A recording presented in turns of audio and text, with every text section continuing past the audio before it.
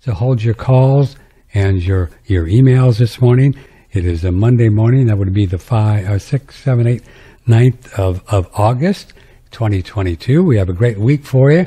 Tomorrow, the one and only Santos Bonacci, and he is I think a cosmology truther is the best way to put him.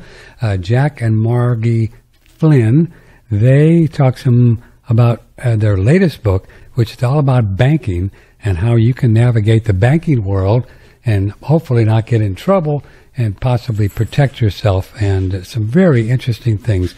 It's a book all about banking. And then we have another lady coming up this week on regenerative farming, and she's very interesting. So we have a lot of things to do this week. Come by and see us. This morning, again, we are pre-recorded, so hold your calls and emails. We're going to talk to Dr. Robert Cybes. He's an MD. He's a PhD. I saw a video with Dr. Cybes when I first started looking into this whole carnivore thing a few months ago, and I really liked his what he was working with obesity, and I think you're going to really enjoy our conversation. I know you will. His website is obesityunderstood.com. Dr. Cybes, good morning. How are you, sir? Nice to have you here. Good morning, Patrick. Good to be here with you. Yeah. And that accent is South African. That's right. Yeah, I've been in the U.S. since 1989, but I've retained my accent quite pleasingly for me. Yeah. That's my background. I think the only South African I've ever interviewed is 30, 40 years ago, Gary Player. And excellent. Fantastic casting of our country. Is he still around? Is he still? Very much so. He's still active. He's older, but he's active. He's a philanthropist and just an all-around good representative of our country and of the sport. And he was always into vitamins and health and stuff. And he used to do about, I think, 500 push-ups or something crazy. He said, he's actually very, very involved in regenerative health and longevity and what we call senescence. So that's a piece of what we do, but it's he does it from the additive side. We do it from the removal side. In other words, if you remove all the things that result in early death, then you're going to live longer by default. That's a good thing. It's just kind of get rid of bad thoughts, and then you'll just live longer, right? It's a slightly different approach. Most people try to take vitamin supplements and do things to live longer. Our genetics typically makes us live a very good long period of time. Right. But if you choose to text and drive at the same time, you're making a choice that may potentially shorten your life very quickly. So you remove texting and driving, you're probably going to live a little longer. You don't quit smoking, alcohol's fine, but if you quit overdoing it, those are the things. And what we're going to talk about is you get rid of carbohydrate, sugar, and starch in your life. All of those things are subtractions from how long you're supposed to live. So if you remove the subtractions, you're going to live pretty long. Yeah, well, that's a good thing. So, you specialize in obesity. You actually do obesity surgery and things like that, right? Well, to a certain extent. That's my background, but I've evolved more to look at this from a metabolic health perspective. So it's much broader than obesity. We're looking at diabetes, we're looking at cancer, we're looking at Alzheimer's, and there's a root cause for all of those things. We tend to think of them as different endpoints, but if you work them backwards, they really have a single root cause. And that is the shift over the last 50 to 70 years in our diet, where humans believe that they're better than God and nature in terms of nutritional provision. They've said to God and nature, no, you guys are wrong. We know better. This is the way you should eat. Don't eat real food. Eat the crap that we tell you to eat. So, Dr. Cybes, is it actually possible that over the last 100 or whatever years when we started eating this rice and pasta and cookies and cakes and crackers and sugar, that we are just wrong? It's just not species specific for us? Absolutely. The belief that certain things are bad for us and certain things are good for us is absolutely 100% unsupported by science. And one of the greatest frauds in our modern healthcare propagated at multiple levels. And there's huge parallels, for example, with the opioid crisis in terms of the escalation of where the problems lie. But one of the greatest frauds in our healthcare system right now, and I'm very comfortable talking about this, is the fact that cholesterol is bad for us and everybody should be on a statin. If you don't have to be a doctor to understand this. Logically, if you follow the algorithm that most doctors would have you have, how much cholesterol is there in an egg? There's a huge amount. Yeah, there's a huge amount of cholesterol in an egg. That's why for a long time eggs were demonized. Yeah. So, but if you think about it this way, if cholesterol was bad for us, and we're not that far removed from other animals, if cholesterol was bad for an egg, the egg is going to become a chicken. That means all chickens should be profoundly unhealthy, and baby chickens should be dying of heart attacks left, right, and center. If sugar was so important for us, how much sugar do you think there is in an egg? There's zero. It's less than 1 gram. So if sugar was important for life, surely chickens wouldn't be possible. But oh no, our healthcare providers have said, God, you're wrong. Cholesterol is bad for you. You've got to lower your cholesterol. Cholesterol is in our bodies for a very powerful, positive purpose. And cholesterol is a healing and a reparative molecule. It responds to injury. It doesn't cause injury. So if you're damaging your blood vessels with elevated sugar and with nicotine, the cholesterol comes as a patch to try to heal that. But when we look at those blood vessels, all we see are these Band-Aids, and we say, aha, the Band-Aid is killing us. So that's what happened that's what happened in the Framingham study. They found cholesterol in the arteries, and they blamed that because they were at the scene of the crime, but they were not the perpetrator. Correct. The firemen who are putting out the fire are not the arsonists.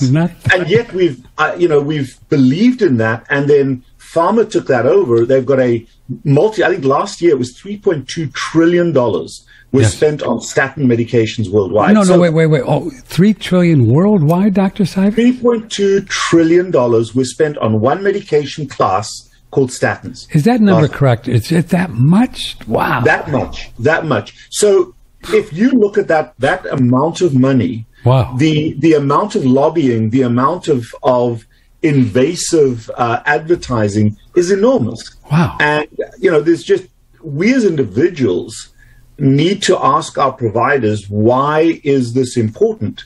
So it's just a simple thing. I mean, you asked me, is there truth in the fact that the modern advice is correct? No, the data and the science does not support it. But pharma does, because profit does. So really, healthcare has become a business, not a science.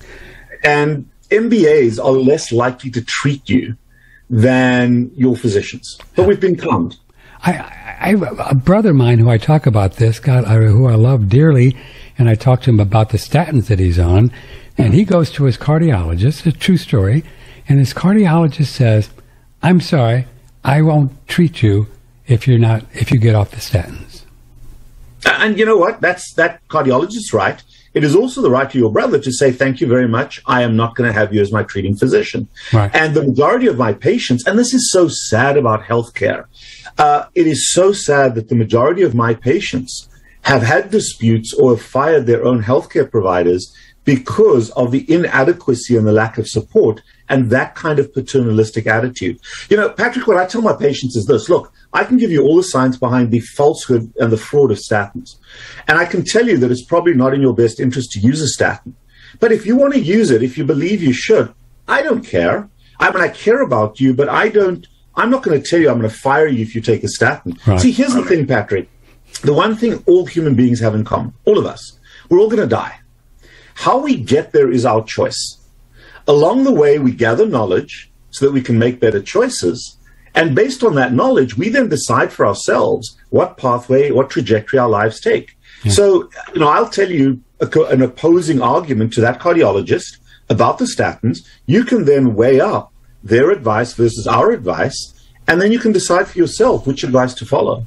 Yes, sir. I'm not here to tell you must do something, you have to do something. I'm here to provide information from our background, and you can then decide for yourself what advice you want to follow. We all have free will, and we all want to do what we want, right? That's the deal. And I think that is what the internet has helped us with tremendously, sure, is that we are able to corroborate and identify knowledge. Now, if you go down the rabbit hole of a false theory, so be it. But if you are smart about this, you can corroborate information and then perhaps talk to a couple of experts, a physician or whatever it may be, and get their truth and then make your decision for yourself. Because I'll tell you what, that cardiologist is not going to go over to your brother's place and open his mouth and put the statin in his mouth. Yeah. Not going to happen. Yeah. So that's a decision we have to make as individuals. So just a short story for all the people that may be listening that know people on statins or are on them, millions of Americans just in this country, what are they doing? What does the science say that they do to the body that is just not good, undesirable? Right. Well, there is a very powerful pathway in the body to absorb cholesterol and to produce cholesterol in the liver. That isn't there by mistake. That is not a system that's been put into our physiology as a death wish. The biology doesn't work that way. So that's not kind of that death wish. We're not lemmings. So it is there for a positive purpose. And what statins do is they block one of the enzymes that converts lipids, fat to, and sometimes sugar, to cholesterol. Cholesterol is inherent in every cellular membrane. In other words, every lipid membrane in every cell has to have cholesterol in it. In fact, 1/5 of all the cholesterol in the body, 20%, is in the human brain. And without cholesterol, the human brain suffers very dire consequences. Cholesterol is also, fat and cholesterol is also the final healing process of injury to blood vessels. So if you injure your blood vessels, and we're doing that all the time, yes, you form a little clot, and then the clot attracts cells. And then as the clot heals, it gets replaced by a little layer of fat. Now, if you're repetitively injuring your blood vessels, you're going to find more deposits of fat. And people that die of heart attacks and strokes are typically people that come from one of two backgrounds. They either have a background history of smoking, or they have a background history of chronic excessive sugar and starch consumption, both of which are very powerful injurious agents to the blood vessels. So in the 1950s and 60s, when people were dying of heart attacks and strokes, and they did autopsies and they found their blood vessels were clogged with fat, they said, aha, it must be the fat in our diet that's killing us. What they didn't understand is there was about 50 or 60% of people that were dying not of strokes and heart attacks, and they did autopsies on those people. Their blood vessels were pristine. They were all eating the same amount of fat, but one group was a smoking group and one group didn't smoke. And the smokers had the clogged blood vessels. So 60 years later, we know that nicotine damages those blood vessels. Same thing with sugar, it does the same effect. So damages the blood vessels. Wow. Correct. So our type 2 diabetics, our patients who are insulin resistant, which are the majority of Americans, are accumulating plaque in their blood vessels. I'll give you a horrible statistic. You started out in Vietnam. When autopsies were done on the Vietnam vets, the average age of death in the Vietnam War was 19 years of age. And already those people, those young kids, had demonstrable plaque in their blood vessels. Now, there was a lot of smoking, as well as a lot of the MREs and that sort of thing were high in sugar. Yeah. So this starts at a very, very early age and catches us in our 50s and 60s. But the lipid is not to blame. It is responding to an injury. It isn't causing the injury. Yeah, the lipid being the cholesterol. Yeah. So is it the nicotine in the cigarettes or all of the chemicals in the cigarettes, or both? It's a combination of both. Mm-hmm. But I think, the tobacco lobby is heavily supporting vaping because it's a profit-based thing. They say, oh, no, we know cigarettes are not good for us, but vaping is wonderful. Now, the problem is here in Florida, irrespective of the disease that it causes physiologically, from a mental health perspective, I've got a lot of educators who are patients of mine. Approximately 50 to 60% of Floridian high schoolers vape on a regular basis. And that is, the CDC has statistics around 35 to 40% of high school kids vape nationwide, but that's from 2018. Post-COVID, the majority of high school kids are vaping on a regular basis. So forget about diet, forget about nutrition. That is a huge, huge mental health problem, because the only purpose of nicotine and Juul is for instant gratification, instant emotional resolution. Right. That's what it does. There's no other value to smoking or using a vape. And Juul has about 5 times the amount of nicotine per puff than the average cigarette. So we're rapidly getting our kids hooked on these drugs. And a little while ago, the government was going to ban Juul, and then suddenly they said the day before they were supposed to ban it, they said, "Oh no, let's wait, let's pump because big tobacco, the big lobbyists with all that money, said the same thing. Exactly the same is happening with cholesterol.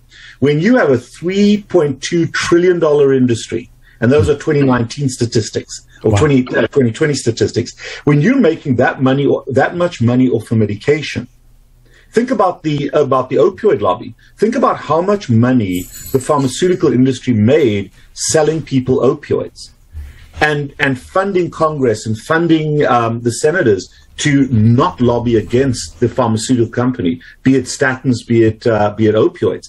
That's what we're up against. So what we as individuals have to do is to look not at the best advice from the tobacco lobby or from the pharmaceutical companies, but we have to look at the science behind this and investigate this ourselves. At the same time, Patrick, this is important.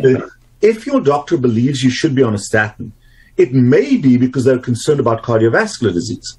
So you've got to look then and say, okay, why do I have cardiovascular disease?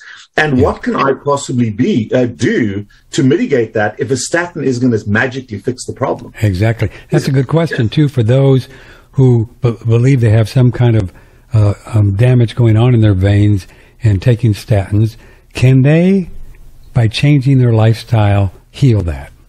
Absolutely. Really? You caused it, you can make it get better. And we've again got to look at the cause. If you're a smoker, make the decision to quit smoking. I mean, that's an easy one. Or you make the decision, I'm going to continue to smoke, but then I'll accept the consequences of my heart attack, my stroke, my other disease, because it's that whatever it is going to be inevitable. The same is true if you look, and this is the interesting thing, you look at the majority of people, non-smokers, who have cardiovascular disease, anywhere from 60 to 80% of their total caloric consumption is some form of sugar or starch. Wow. Irrespective of whether you believe that sugar or starch is healthy for you or unhealthy for you. And we'll get to that in a few seconds. Sure. So, and sugar and starch is not necessary as a consumable for human survival. Your liver is very good at producing sugar, primarily from protein, as well as a little bit from one of the moieties in fat called glycerol. So we don't need to consume sugar, certainly not in large amounts, to be healthy as humans. So if 80% of your diet is a substance you don't need, and a substance that directly correlates with vascular injury, then you've set yourself up for that cardiovascular risk. And especially if you are not a high producer of a hormone called insulin, now you're developing insulin resistance, you're developing type 2 diabetes, and so many people in my practice are unaware of the fact they have type 2 diabetes because they look like you and me, and the doctor doesn't think that a healthy, normal weight person, or I'm a little bit overweight, is going to be, but I've been 300 pounds, by the way. I've lost 102 pounds as I'm sitting here, but that we have a risk for diabetes, so they don't test for it. I just did a study on a group of Harvard medical students, 22 to 28 years of age. And we found, and they are the healthiest of the healthy group of people. And yet we found profound health issues in their biochemistry because of their diet. But no doctor would ever even have tested them, because it's inconceivable that someone who's an Olympic skier or someone who plays on a national soccer team and is that fit and that good looking could possibly have health issues. Wow. Wow. Dr. Robert Cybus is with us, Carb Addiction. I think I've actually got the, well, you can use this website to find out more about him, obesityunderstood.com, and Carb Addiction he's got on his social media thing. So let's go to some of the basics. I still don't really understand, as many times have I heard it, this insulin resistance. So let's say that I'm eating a bunch of rice and cookies and cakes and crackers or pasta and stuff. Well, what goes on in my body that I don't know is going on that I would stop if I knew? Okay. So let's go down this pathway. And I think this is before we even go there, there's a very, very important caveat to that, because I'm arguing against a big lobby of people that say, well, these are healthy foods. Yes, absolutely they are. A glass of red wine every now and then, absolutely healthy. But if you're drinking 2 bottles of red wine every day, problem. So the first most important thing about carbohydrates is the dose matters. There are plenty of people all over the world who subsist on small amounts of carbohydrates twice a day, but they're fighting off starvation. Those, if you eat rice twice a day in rural China, if you're eating a little bit of grain twice a day or once a day in Somalia where there's famine, those things keep us alive. They don't cause harm. So the dose matters. Just like with red wine, a glass of red wine, quite healthy. 2 bottles of red wine every day, not so much. So the dose matters, and your relationship with sugar and starch does matter. And what's happened in America, as we've forsaken and demonized fat, when you remove fat from food, food tastes like crap. So what is the productive or the industry of health of food done is it's produced a huge amount of processed carbohydrates in our diet. So the majority of people are eating a dominant amount of processed carbohydrates. As you've said, your pastas, your breads, your cookies, your cakes, and the processed carbohydrates in particular we're overdosing on them. The average American currently eats in one day the amount of carbohydrates 50 years ago we used to eat in over a month. Really? So it's a massive increase, a massive increase. That's crazy. And remember this, Patrick, the other piece that's important to understand. Well, you tell me, what's healthier for you, an apple or a donut? Have an apple. Right. Everybody, an apple's healthy.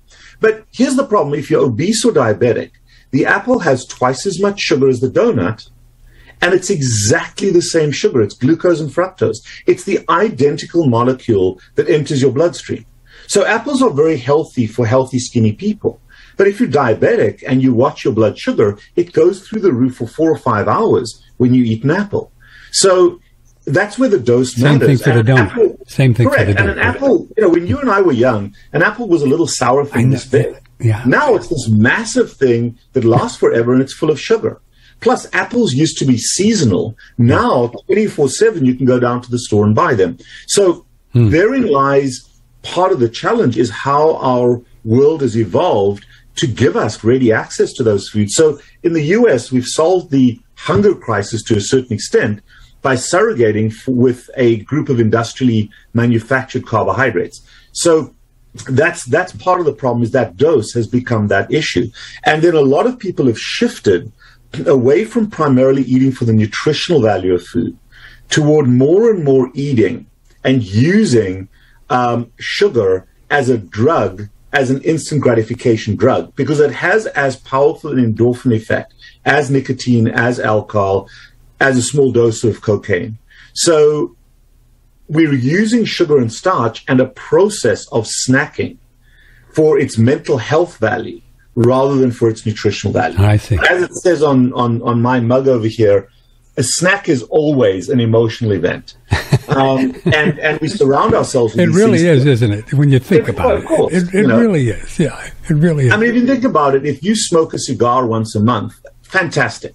Yeah. But if you're puffing on cigarettes 20 times a day, that's a problem. If you have a couple of chocolates every now and then, fine. But if you've got a handful of M&Ms on your desk and you're snacking on them the whole day, that's problematic. So we've got to look at the relationship. Don't demonize carbohydrates. Look at our relationship with them. Now, you asked me about what happens when we eat them. Yeah. So, and this is very important. So as sugar and starch, and whether you eat the apple or the donut, your intestine has enzymes in it that break that sugar into primary molecules, glucose, fructose, and galactose. So there are 3 primary sugars.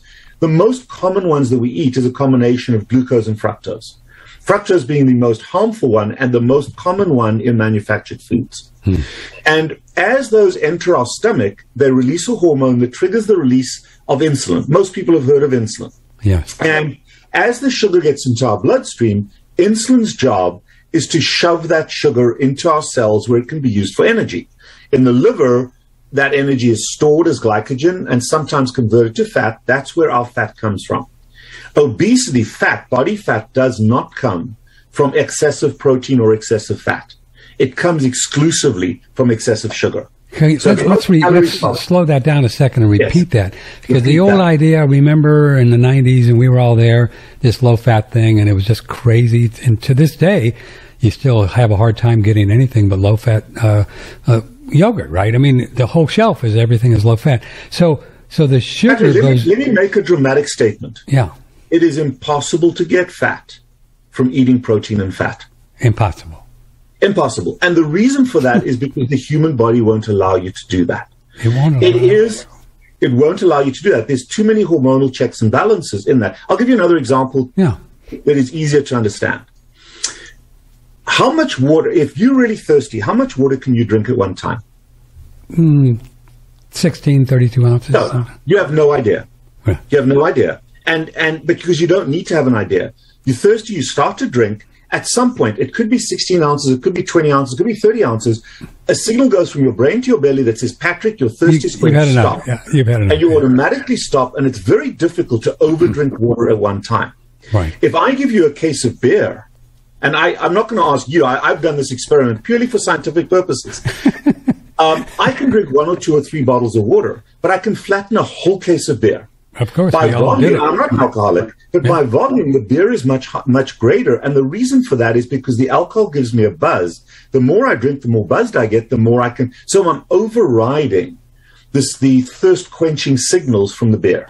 The water doesn't give me the buzz. Doesn't make sense? So water consumption is very tightly controlled. Alcohol isn't. At the same time, when it comes to protein and fat, let me ask you this question. I assume you're in Texas. I assume you're not averse to a little bit of steak. So, I eat steak every day. Yeah. Right. So let's ask you, you're super hungry, and I put an 80-ounce steak in front of you. The cow sits down. How much steak can you eat at one time? Usually 6, maybe 7 ounces, 8 Patrick, ounces. you have no idea. You have no idea. So what you do is you start eating steak. There's an 80-ounce steak in front of me. And At some point, oh my God, I'm stuffed. Signals have gone from your belly to your brain that says, dude, you're done. You're done. 2 minutes later, you're not sitting in front of the TV eating more steak, but you are sitting there with a bag of chips or a bowl of ice. You're stuffed. You're full. You can't eat more steak. Your body won't let you. But you can eat a bag of chips. You can eat a bowl of ice cream. You can eat some fruit, because sugar is a drug that has no stopping point. Like beer or like alcohol, the more you eat, the more buzz you get. So if you're full and then you're going to go to a show and you all of a sudden you go out to eat, get a steak, and then you go to the movies, and then you can eat popcorn because there's no stopping point, and you're doing it for your brain, not for your body. Your brain. You're doing it for buzz. You're getting high. So I want, and it's so important that we look at this from the substance abuse perspective and from the non-biologic perspective. And, I've got plenty of patients. I myself and my baby who's 2 years old, we're all carnivores.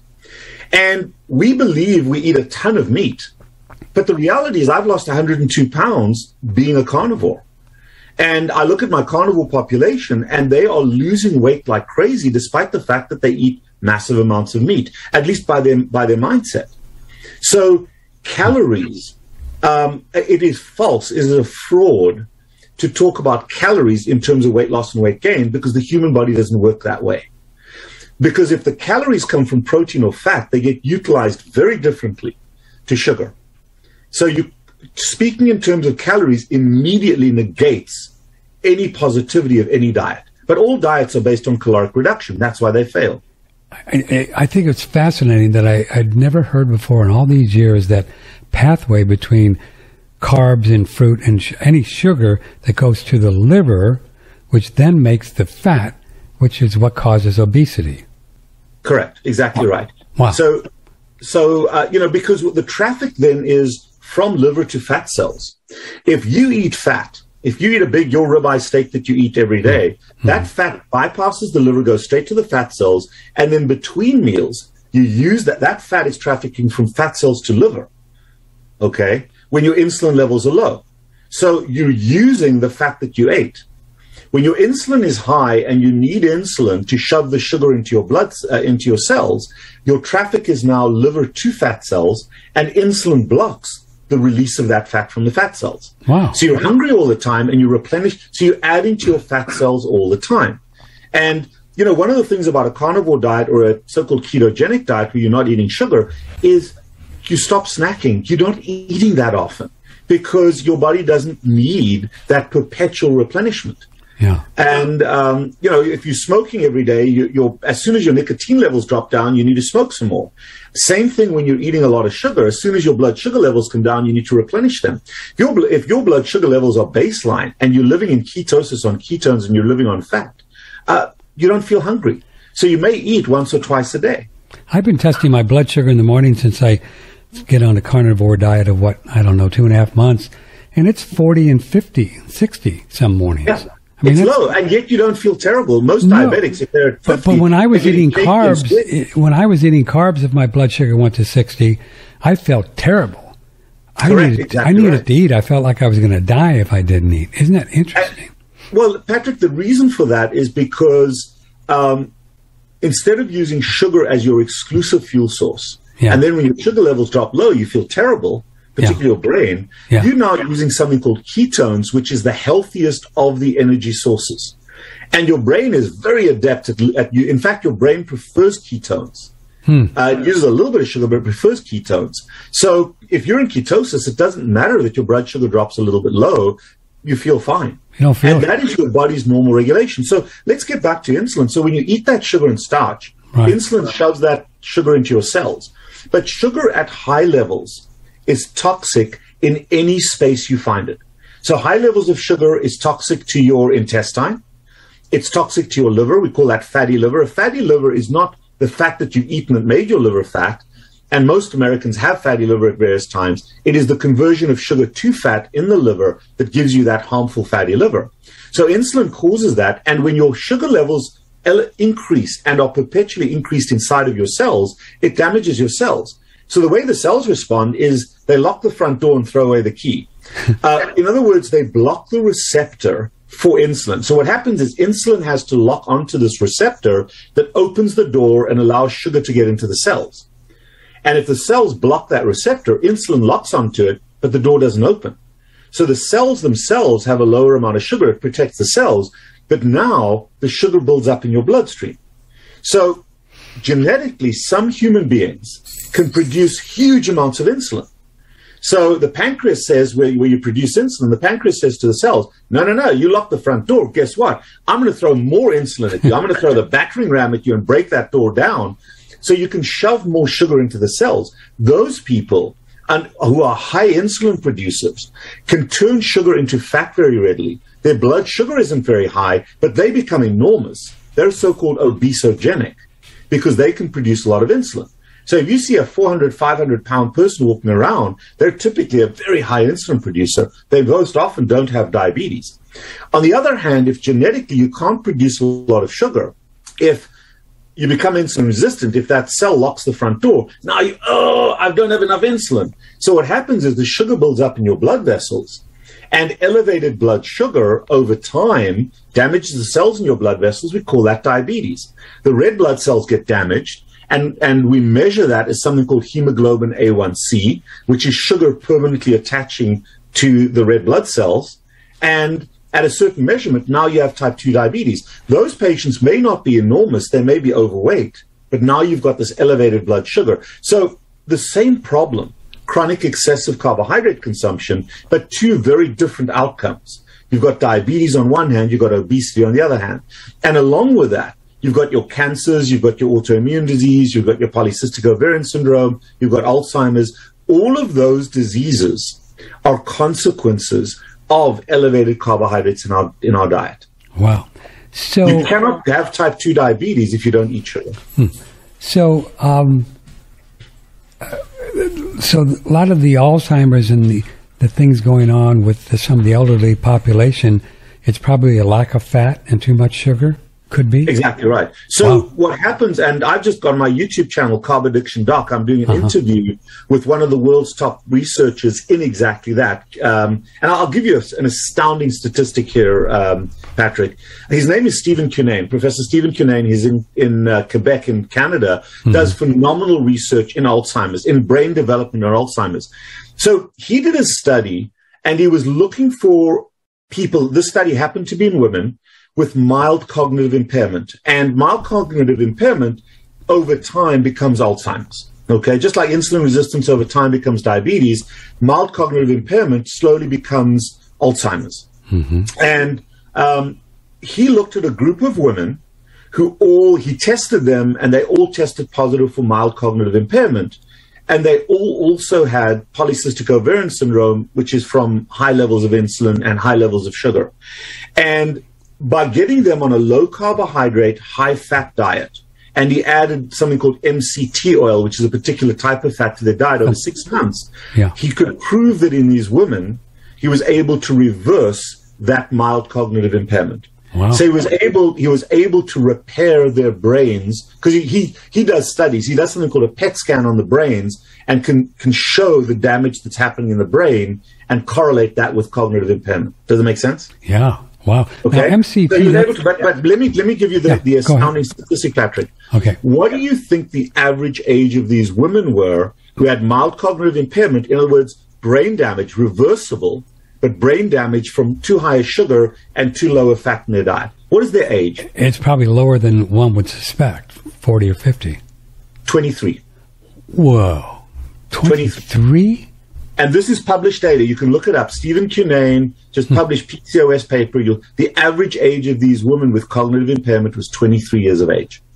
So you're already seeing measurable Alzheimer's precursor at that age. Now, the brain is phenomenal. It's got a huge capacity. So we really start to see the obvious fallout in our 50s and 60s, but it starts in the teenagers and it's measurable in our early 20s. And this cognitive impairment is due to actually damaged cells from the sugar, the brain cell. Correct. It's brain cell. So when a brain cell uses sugar to repair itself, all of our cells in our body are continuously getting damaged. They're continuously being repaired. It's a very fluid system. Mm-hmm. And think of the 3 little pigs.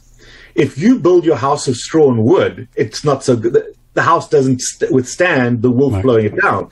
If you build your house of bricks, it's going to withstand the wolf blowing it down, or the fox, or whatever the story is. So sugar, when you use sugar to repair your brain, and sugar can be turned to certain types of fat, that's like repairing the brain with straw and wood.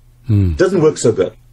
If you use fat, especially ketones, that's like the building blocks, the bricks that the brain needs, and you create a healthy brain cell. It's that simple. Very interesting. You mentioned MCT oil. Now isn't that from coconut or so? And aren't we better off with an animal fat? Right. So coconut oil is one of the MCT oil. It's coconut oil. In fact, his study was done with MCT. But if you're out there as a regular person, a little bit of coconut oil is a very, very healthy thing to have. The 3 vegetable oils or fruit oils that we use, because they are monounsaturated or fully saturated fat, the ones that have been demonized over the last 50 years, the 3 healthiest non-animal fat oils: coconut oil, olive oil, avocado oil. Okay. Yeah. Okay. The manufactured ones, the ones that came from being used as engine lubricants in the Second World War that we now use in our food, the Criscos and the peanut oils and the cottonseed oils. Canola oil. Those are the most harmful ones. Canolas. Those are the most harmful oils because they are high in what we call polyunsaturated fatty acids or 6-omega fatty acids. And in high amounts, those things are devastating to our health. What do they do in the body in the genre of brain and sugar and all that, the PUFAs? What's going on when we eat those? So again, this is an interesting concept because there are 2 types of fats. If we look at these 2, it's not in isolation. We've got 3-omega fatty acids, which are anti-inflammatory. And I'm simplifying this. They're anti-inflammatory. And the 6-omegas are pro-inflammatory. So let's say you're in a building and you've got a fire alarm that says, hey, there's a potential fire, and then you've got sprinklers that put the fire out responding to that alarm. Okay? You need both. If you don't have the alarm, the sprinklers don't know that they should go off. If the alarm is ringing but there's no sprinkler, it doesn't matter because the fire's there. So 3 and 6-omega fatty acids work in exactly the same way. They support each other. The 6-omega fatty acids send an alert to your immune system that there's inflammation. And the 3-omegas put out the fire. They help to dumb down the inflammation. But you need a signal to say, hey, there's inflammation. Then you need a signal to put it down. So the ideal ratio of 3 to 6s should be about 1:1 to 1:3. The average American who's consuming a huge amount of those seed oils with a high polyunsaturated fatty acids, the ratio is typically 1:15 to 1:30. So you've got this massive pro-inflammatory response with no fire extinguisher. And in the brain, the healthiest fire extinguisher are the 3-omega fatty acids, which is fish oil, or DHA. That's why there's this big push to use fish oil, to eat fish, seafood, and to use fish oil, especially if you have a family history of Alzheimer's. I have a strong family history of Alzheimer's, so I really focus, both myself and my 2-year-old son, we get a bit of fish oil every day to promote that DHA, to increase that ratio. There's a lot of people out there that demonize fish oil, say they're just too heavy omega-3s and we don't need them all, but you disagree with that, huh? I don't disagree. Okay. The research, the data does. So Stephen Cunnane and other researchers as well have done a lot of studies. And in fact, I made a mistake a while ago. I thought, okay, fish oil, let me take fish oil. And like anybody, I got the cheapest one out there. But it only had 40 milligrams of DHA in. Stephen has shown quite clearly that you need between 500 if you eat a lot of fish, at least 1,000 milligrams of DHA every day, because your body can't make it. It's a conditionally essential fatty acid. It cannot be made in high enough levels by your body. Body makes a little bit, but not enough. So taking that additional fish oil, especially if you're at risk for cardiovascular or for brain, for Alzheimer's, that's important. The other place, Patrick, where it's crucially important, and I know I'm going to step on some landmines here, and I'm totally happy. Come at me. Okay. If you look at the incidence of autism and autism spectrum disorders, which is about pediatric brain development, the statistics there have gone from 1 in 15,000 kids in 1970 had a diagnosis of autism to, in 2020, it was 1 in 48. Yeah. Okay, massive increase. And the primary reason for that is because those developing brains need massive amounts of DHA and fish oil as a precursor to develop. And they need that fat. 65% of the human brain is fat. And again, it's a building block problem. If you don't have adequate fat for the brain, it's going to use glucose to make that fat. But that's like putting diesel in your engine as a lubricant. It doesn't work so good. They're both fossil fuels. But one is an oil made for the engine, the other is something to burn as fuel. If you use them opposite to each other in the brain doesn't develop as well. But on the kids, could you not give them meat and butter and eggs and cheese and you'd accomplish the same thing rather than... But Patrick, that is so bad, says the FDA, says the US dietary guideline. Absolutely. Okay. The reason why my son is a 95% carnivore, and he gets his whole milk, because milk has a lot of fat in it. Yes, he gets his fish oil, he eats his meat, is because of that. Is particularly for his brain development. But I'll give you another thing for talking about kids, is almost everybody in America, all the kids now in America, at some point are going to the orthodontist for braces. Yeah. Because our teeth are all skewed. None of the first world nations had bad dentition. They all had beautiful straight teeth, whether you were in Japan or the Mongols, whether they were Aborigines, the Maasai, because they ate meat at a very young age. My son, the very first thing he ate at 4 months of age was a chunk of ribeye steak, which he chewed and he gummed. He didn't have teeth at the time. But he has a well-developed jaw, strong muscles, great dentition. All his teeth were out by 10 months of age. And his teeth are very straight with little gaps so they can grow because he's chewing his food. You give babies Gerber, slop, which they just suck down. They're not chewing. They're not using their face. You know, this is not rocket science. That's amazing. Are you familiar with a term called lipofuscin? Yes, absolutely. What is that? So, you tell me what you think. What you think it's it is? Kind of maybe fatty liver, or is it? Fatty liver kind of thing. Right. So this is, remember earlier on, I talked about people looking for a solution to. I'll give you a background. People looked for a solution in the 1950s and 60s to stroke and heart attacks, but they'd already absolved smoking as being the cause. So it couldn't be smoking. What else can it be? Well, in the modern era, we've absolved sugar as a cause for these diseases. So now we're looking for other causes. And we blame fat in our diet. We blame lipofuscin. We blame polyunsaturated fatty acids. Lipofuscin is a molecule that is a natural, normal molecule. But in excess, it is associated with fatty liver disease and inflammatory fatty liver disease. But it is not causal to it. In other words, it's a consequence of carbohydrate consumption. It is not produced and causes it. But if you look at clogged blood vessels with fat, you may assume that it's the fat in our diet that clogs the blood vessels.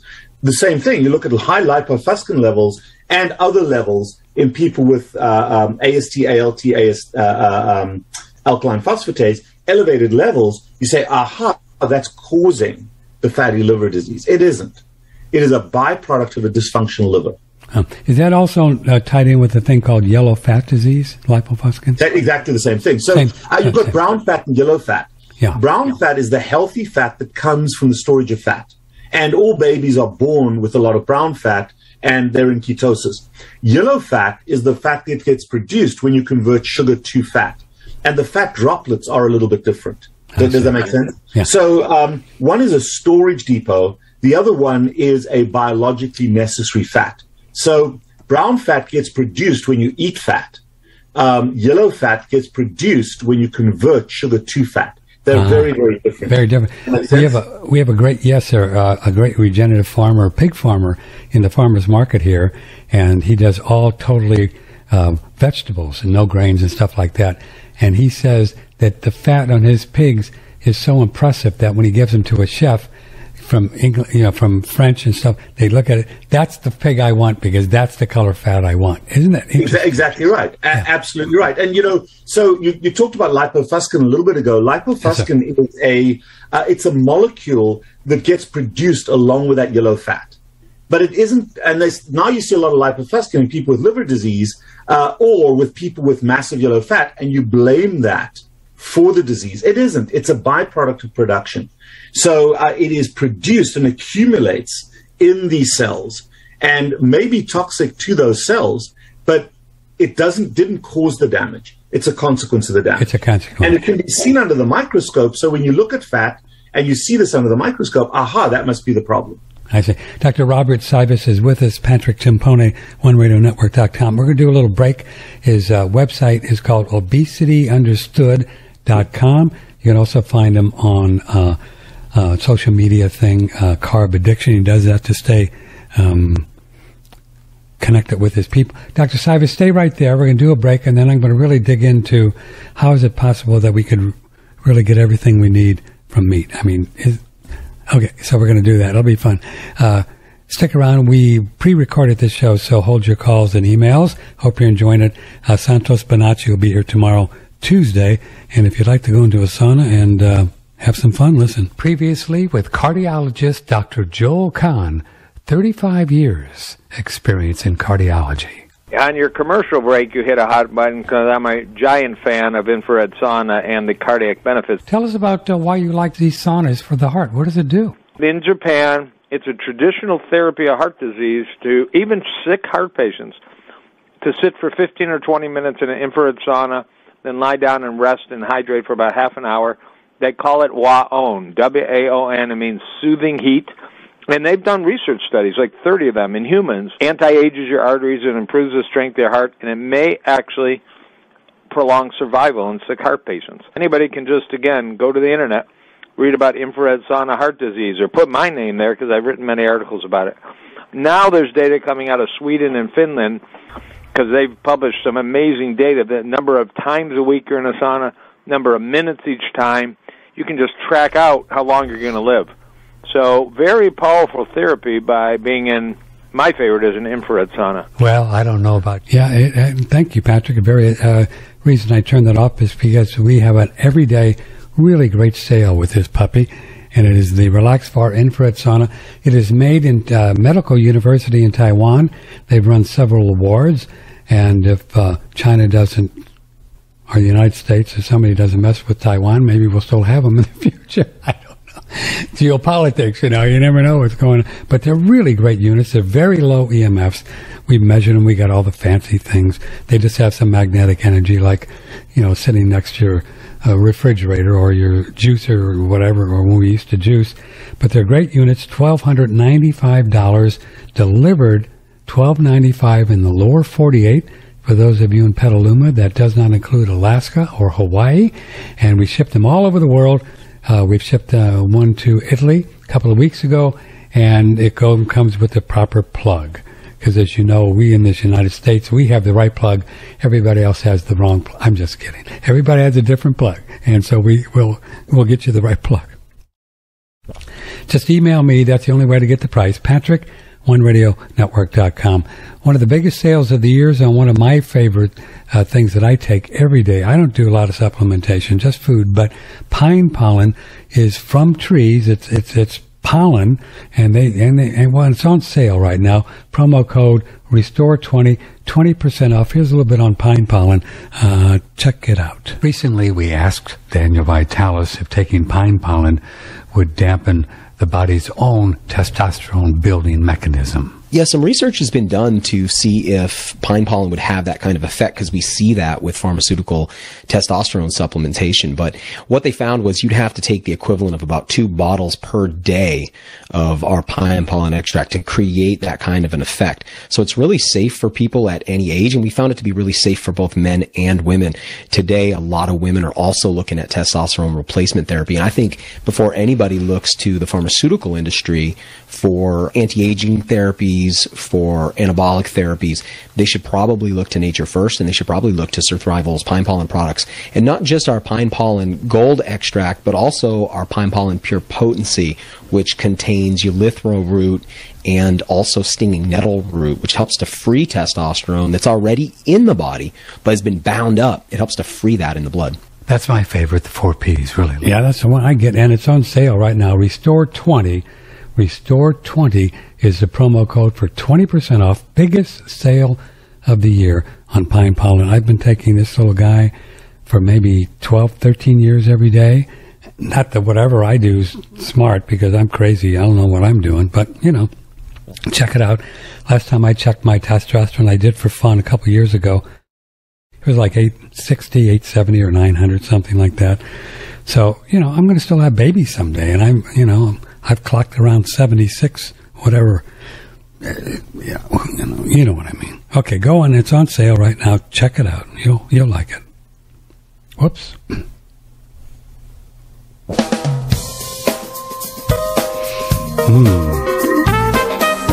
Broadcasting from the beautiful Hill Country in Texas, this is OneRadioNetwork.com. We're having fun talking with a very interesting fellow, Dr. Robert Saivis. He is an MD and a PhD. What's your PhD in?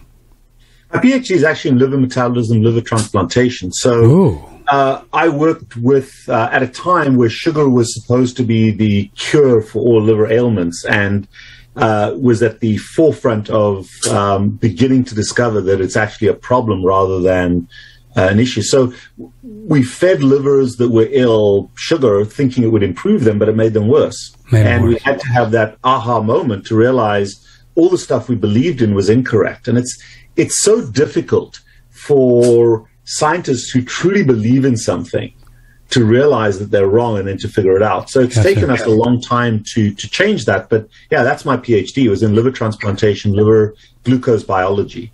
And we could actually see, the beautiful thing is I could actually create diabetes in the liver. I could create the diabetic vascular injury within a few hours in the liver by infusing sugar into the liver and looking at those blood vessels under the microscope. Mm-hmm. So let's talk about the idea that, so if we don't have carbs and we don't have sugar, pretty much we got to eat meat, right? It's what we eat, meat and fat, butter and things like that. So as I mentioned, I've been doing this for a while, but every now and then I get a craving for a carb, just real craving. So I just have some white rice and butter. Now that craving, I'd like to ask you, because I think you understand this, is that just my body really wanting it, or it's still just a mental addiction that all I got to do is just not go there? Yeah, it's got nothing to do with your body. Okay. Your body doesn't crave it, or doesn't need it. It's a mental thing. It all happens above the eyebrows. And, every now and then, so if you look at that craving, if you step back from it and you say, why?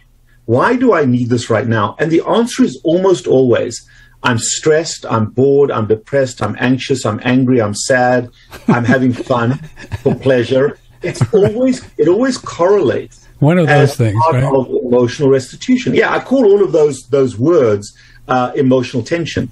And the craving is all about a little bit of unrecognized emotional tension that you need relief from. You need a surrogate. So the craving is not my body saying, Patrick, have some rice. It is simply an image, a mind thing, and I understand the mind are really one of my specialties.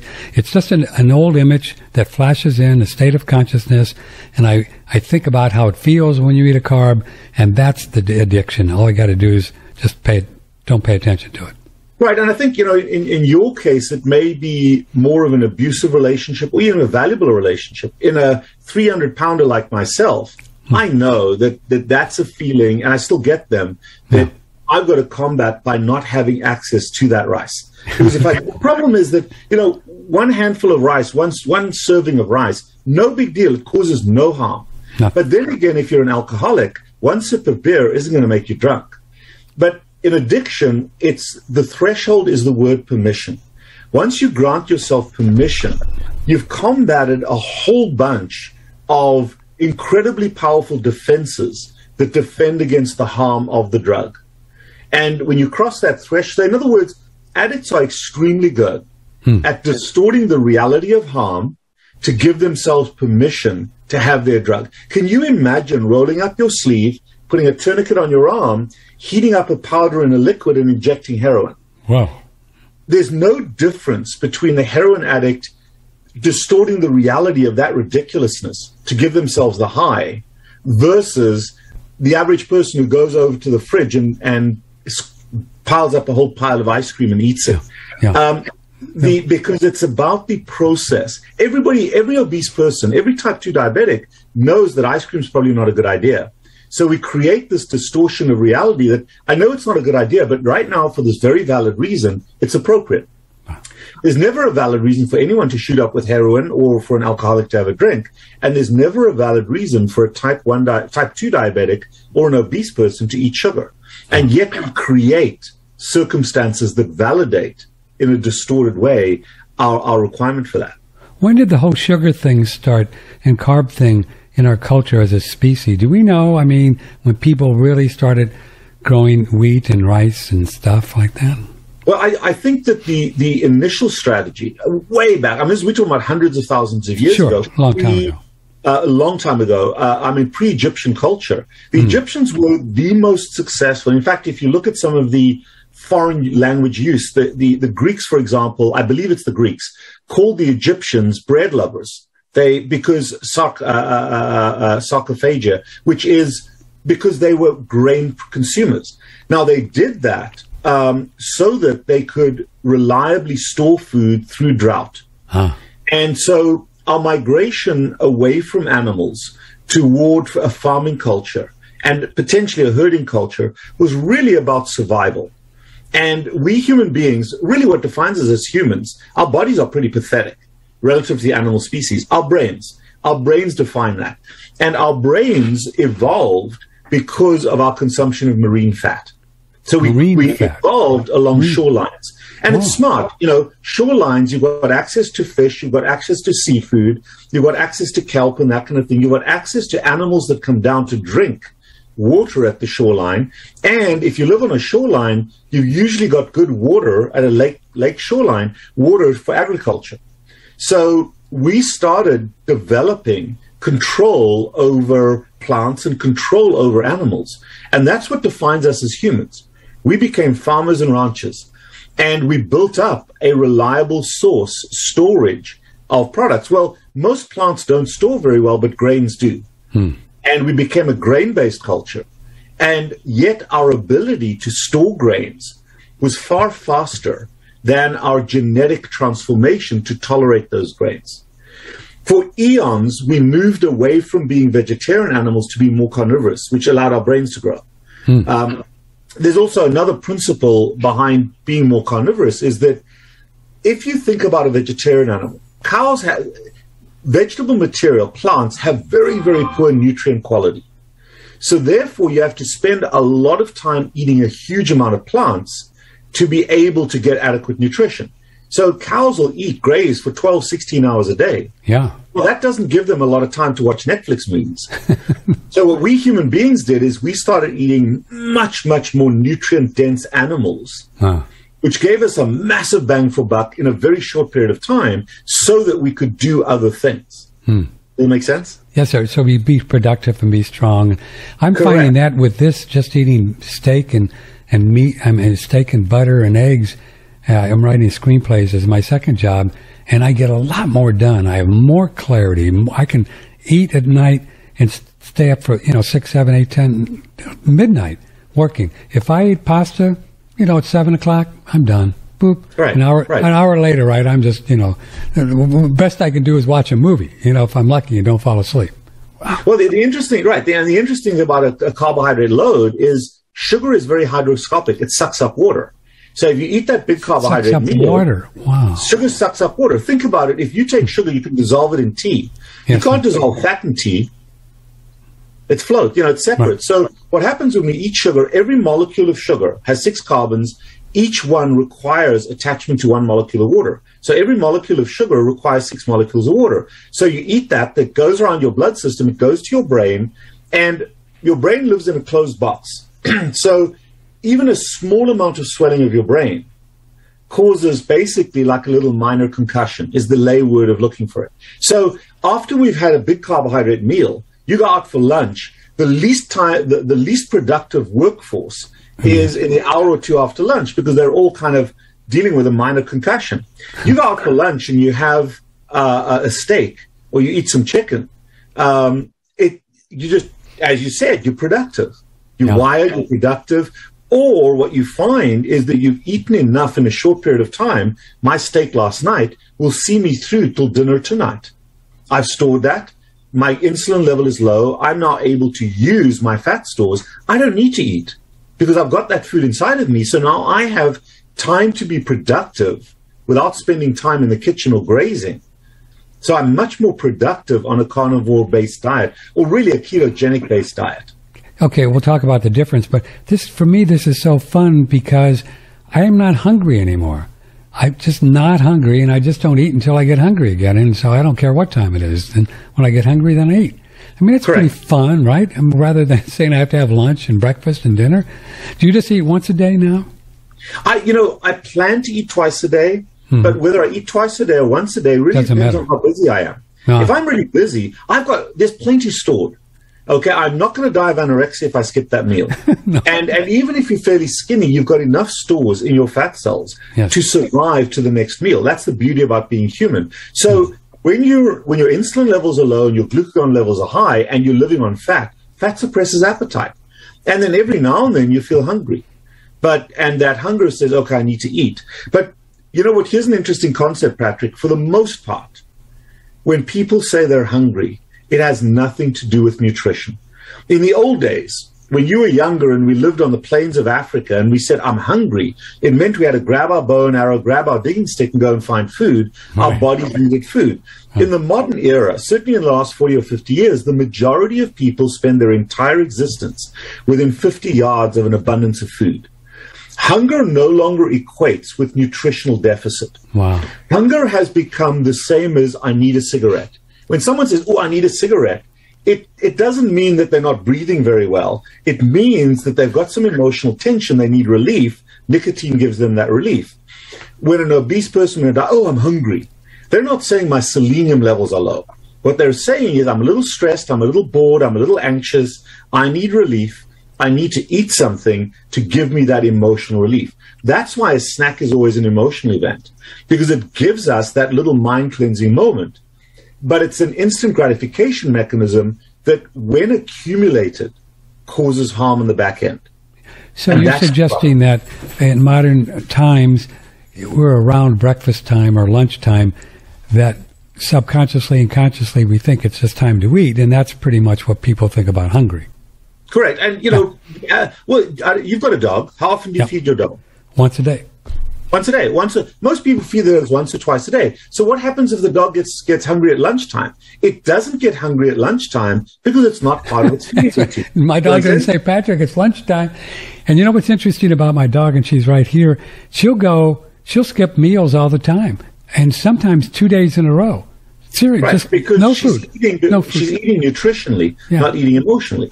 Yeah. Whereas, if you've got that little yappy dog that you're feeding a little snack for you, a little snack for me, that dog's entire life has become engaged from an emotion management perspective to receiving food or receiving little treats. If your dog gets hungry in the middle of the day, it can chase the mailman.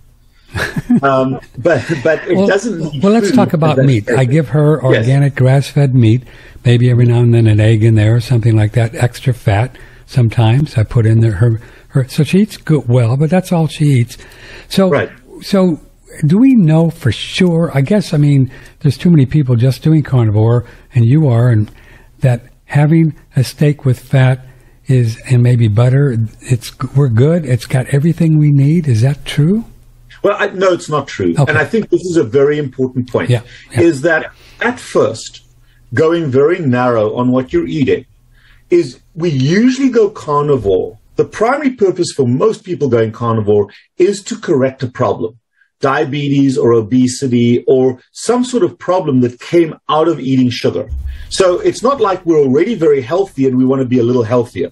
Yeah. Most people are eating it for a purpose. So we're willing to make sacrifices to our nutrition to drop weight or to correct insulin resistance. So the first goal of a carnivore diet or a ketogenic diet has a therapeutic role where we accept certain other deficiencies because we need to get rid of very quickly our excess weight or our diabetes. So correction of disease, the therapeutic application of a carnivore diet is very useful for anywhere from 6 months to 2 years. Oh. However, and we usually have adequate stores that we can survive certain micronutrient deficiencies with that as an objective. And the carnivore diet is the most effective diet, anti-inflammatory diet.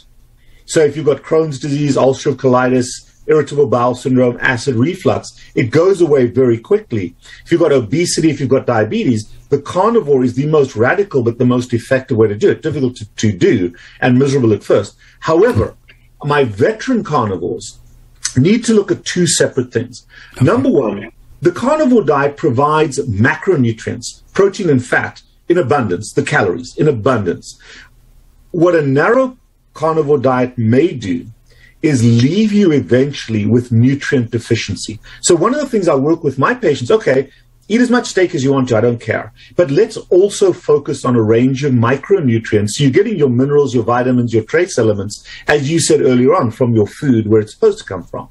So I'm not going to tell people to eat something they don't want to eat, but in the carnivore space, the micronutrient options you have, eggs are that's my vitamin. So eggs are one of the healthiest things you can eat, despite what conventional doctors say because of the cholesterol. The only two things that are missing in eggs, because an egg becomes a chicken, but we don't eat the shell typically. So calcium is deficient and vitamin C is deficient. Mm-hmm. So if you then are comfortable using dairy, now dairy may slow down weight loss, but dairy has everything in it to grow a baby, to grow a baby cow. So dairy has all the calcium that you need. So dairy and eggs are a wonderful condiment to add to your food as your vitamin.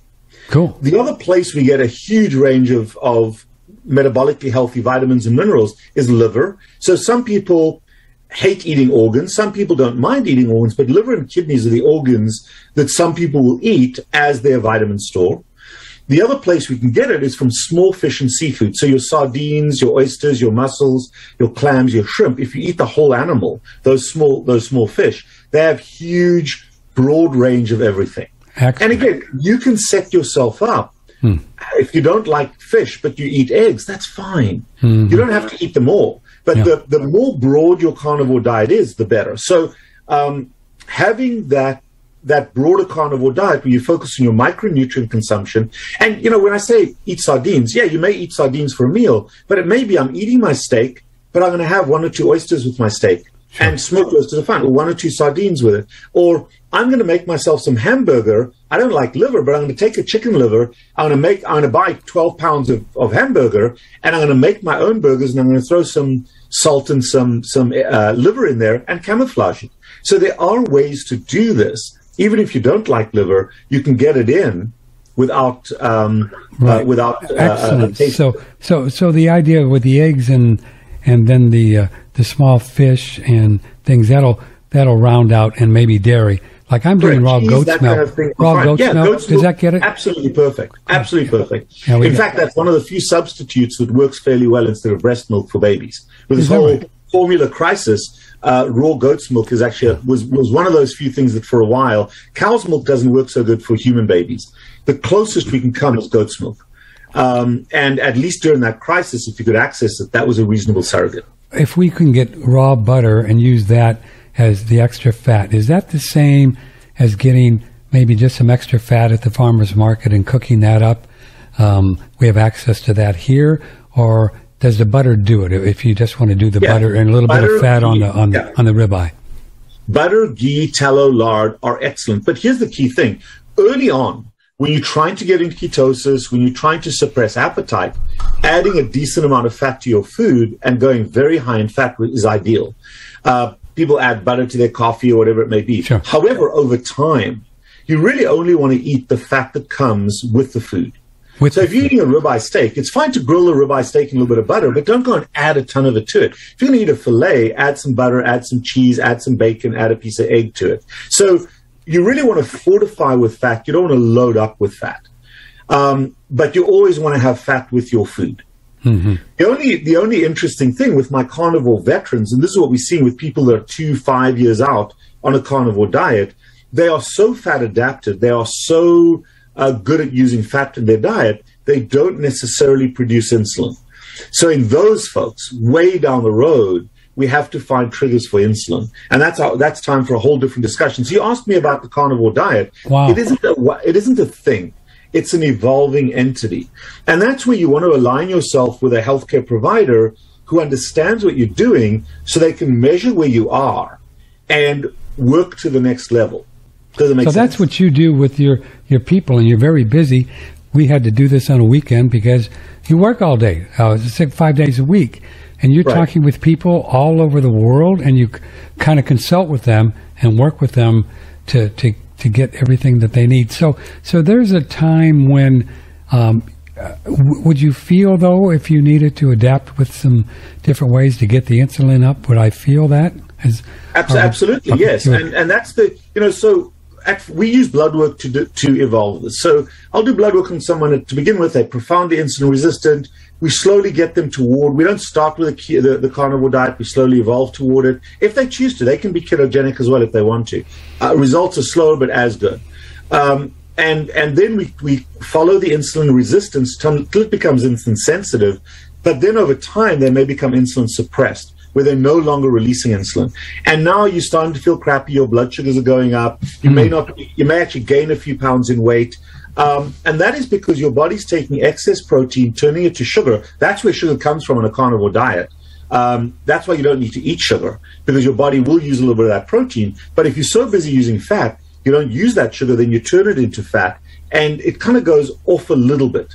So we bring that back. Now we trigger insulin, and you can then use a little bit of that sugar together with your ketones. You want to be in about a 70-30 ratio of ketones to sugar in terms of what your body uses for fuel and as a substrate. But I think the other key thing is the body does not work this way. Most people, most nutritionists think in terms of this we use for fuel, this we use for tissue building. Oh yeah, I haven't stopped recording. So what we're typically looking for is about a 70-30 ratio of ketones to sugar. Okay. And if you look at the brain, the science tells us, the research, and I don't like that word because it's been so demonized by so many people that hide behind science to sell stuff. So Stephen Cunnane has proven in his laboratory that about 90% of the fat in our brain actually comes from ketones. And the brain uses these small little building blocks as bricks to build bigger fats. So that's where the healthy fats come from. And if you're using sugar to do that, as we said before, it is not the ideal substrate. But so if you are in a ketogenic diet, if you are a carnivore, you're producing tons of ketones. You're producing enough sugar for the sugar-dependent tissue. But for the most part, most of our body requires ketones. However, you need insulin to get some of that sugar into cells. And if the insulin is suppressed, we have to trigger that in our carnivore veterans. So that's really the language that we speak. So it is an evolving pattern of diet based upon where you are. And with blood work, we can measure that in our patients and make corrections at the appropriate time. So it really is a feedback system of knowing where you are on the journey. Where you are right now, you're feeling great. You're still probably in the process early on of correcting insulin resistance. And it's getting better and better and better. But it takes quite a while for the body to repair itself fully. You don't do something today and suddenly you're happy and healthy. It slowly has to correct itself. So are you suggesting that, Patrick, here, I'm going to continue to feel better and better and more energy than I have today? Absolutely. Wow. Absolutely. Wow. Yeah. Wow. And Patrick, so you get better and better and better, and then you reach a steady state where it's just who you are. And you say, well, you know what? You're still going to have some flat days, some good days. But then you go back and you screw up and you eat something you shouldn't. And then you realize how awful you actually feel. Yeah. So my on-ramp to this whole thing, I saw an interview with a Sally K. Norton about oxalates, right? And she just captured my imagination, Doc. I said, man, maybe this girl knows what she's talking about. So a lot of the carnivore people, and we've had Chafee and other people on, and Dr. Klitz, something like that, a really cool guy, I liked him a lot, is that, it's Kiltz, Yeah. That all of these plants have oxalates and other chemicals that they put out because they don't want to be eaten. So what are you in vegetables? Do you think that we need them? Do you eat them? Do you suggest your patients eat vegetables? I think this is where, again, genetically people are somewhat different. An interesting comment is that no mammal tolerates grain products. Right. All mammals have what we call celiac disease that irritates the intestine. Obviously, we'll bring, and in Texas they do a lot of this, they'll bring cows into a feedlot and feed them grain products to fatten them up. Think about that, Patrick. We bring cows into feedlots to fatten them up. Yeah. How is that different from us going to McDonald's to fatten up? But those grain products will also trigger an inflammatory response in the intestine. And sometimes we can tolerate it so it doesn't bother us. Grains don't bother me, but other people have profound reactions to it, and they are so-called celiac disease or gluten intolerant. But at a subclinical or a clinical level, the plants defend themselves by creating a reaction. However, at the same time, a lot of those plants have an enjoyment value. They don't necessarily have a nutrition value. So if you can tolerate them, they're fine to eat in small amounts. If they cause intolerable disease, guess what? Stay away from it. If you've got a lot of inflammatory bowel disease, irritable bowel syndrome, acid reflux, stay away from it. Do the experiment. And then if you want to try again, you can reintroduce that, have a salad, see how that works. If the salad makes you feel terrible, stay away from it. That's logical. The only comment about Sally Norton is that while plants have a lot of oxalates in them, human beings genetically evolutionarily have lost the capacity to ferment plants. Cows and gorillas, who are vegetarian animals, use their stomachs or their colons to ferment plants so that they can absorb them. We use bacteria in our intestine, those animals do, to ferment the plants so they can absorb them. Human beings are enzyme digesters. In other words, our entire biology consists of using enzymes, not fermentation, to extract nutrition from our food. So a lot of those plants just pass through us unchanged. Yeah. And the oxalates go out with them. The primary source of oxalates in the human body, harmful toxic oxalates, do not come from our diet, at least not directly. There's something called the Krebs cycle, which is the cycle where you turn sugar into energy. Okay? And as part of that, as one of the carrier molecules, we've got something called oxalic acid. And if you've got too much sugar coming in and too little ATP or AMP to pick it up on the other side, the body spins off those oxalates. And in the human body, the dangerous oxalates come from production by the liver when it's trying to handle sugar, particularly fructose, in excess. It does not come from the consumption of oxalates in large amounts from our food. Wow. Does that make sense? So, I know Sally Norton very well.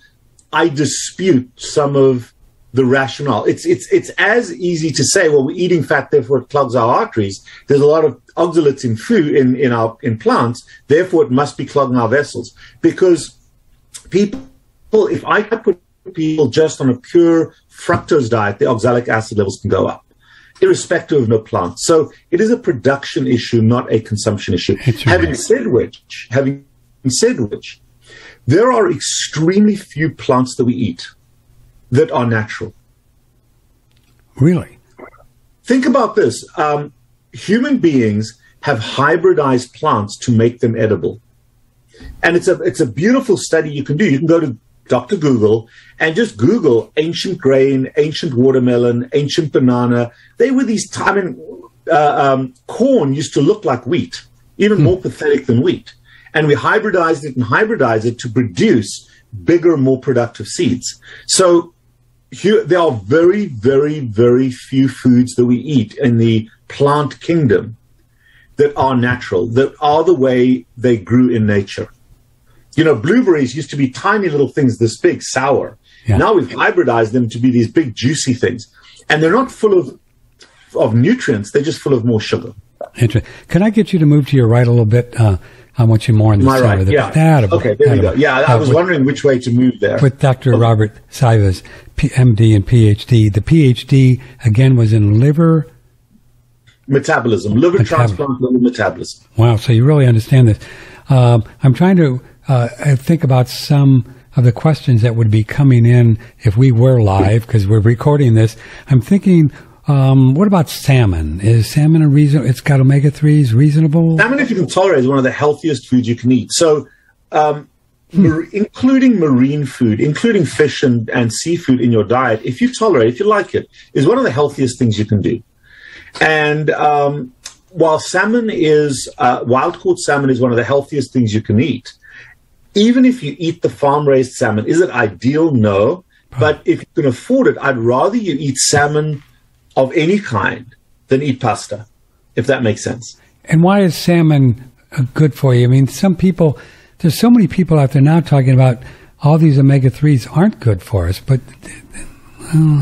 Well, because the human brain cannot exist without omega-3s. And I've got a little table right here on my desk. So if you look at wild pink salmon, it has around 740 milligrams.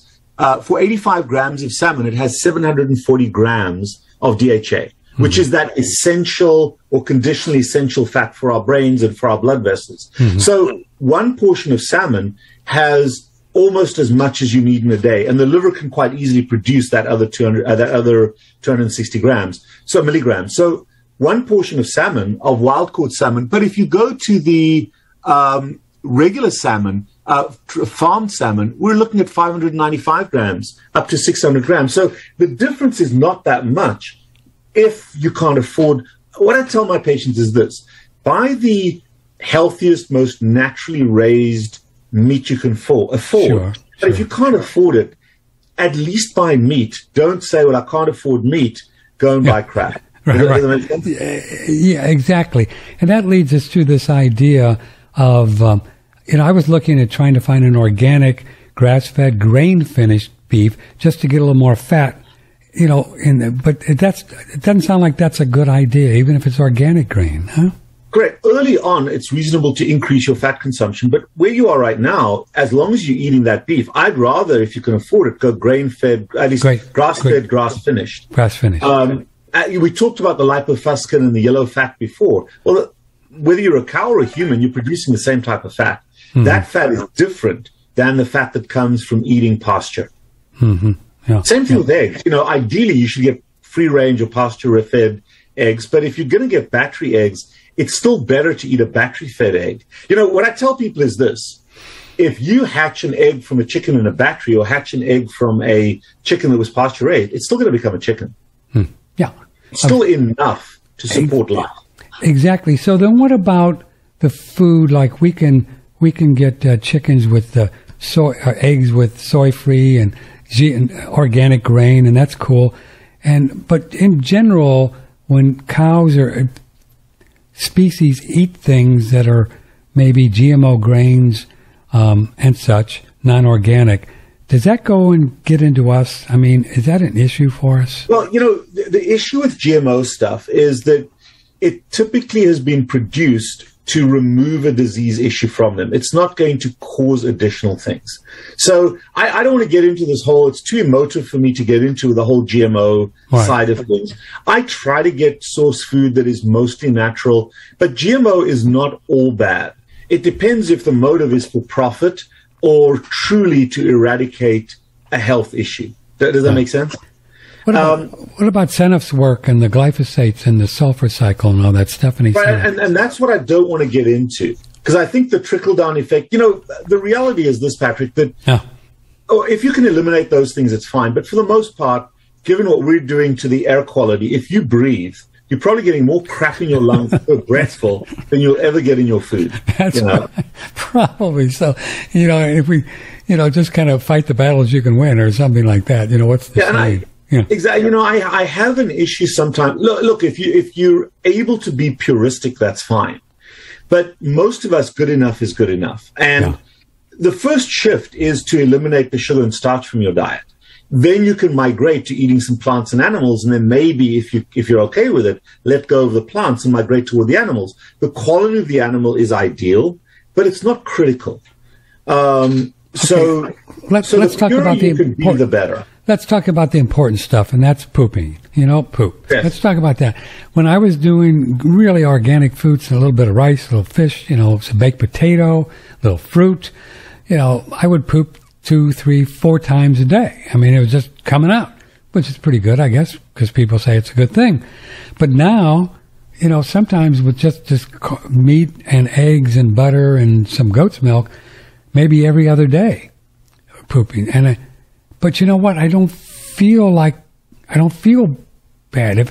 If I was not pooping a lot, eating all this other stuff, so I guess the question is, with all those other things I was eating when I was pooping 3 times a day, it was just going back out. I mean, did I even need them? Correct. Did I even need them is what I've been thinking about. It's like, whoa, what's up with that? Well, okay, so let's look at a few facts. This is just logic, okay? If you look at babies, you take 2 types of babies. You get formula-fed babies and breastfed babies.